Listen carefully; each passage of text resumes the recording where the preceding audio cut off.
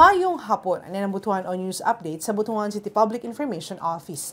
May bisita si DILG Regional Director Maria Lucela Lucino kay Mayor Ronnie Vicente Lagnada miaging simana. Ang pagbisita o sa katradisyon ni RD Lucino sa mga last termer local chief executives isipasalamat sa may danong reforma o inobasyon o paghimo og lig-on nga pundasyon sa good governance sa lokal nga panggamahanan nga may resulta sa pagkabo sa Seal of Good Local Governance. Tungod nini may pasalig si Mayor Lagnada nga mahimong usa sa mga resource persons o maabot nga newly elected officials performing leadership for uplifting service program.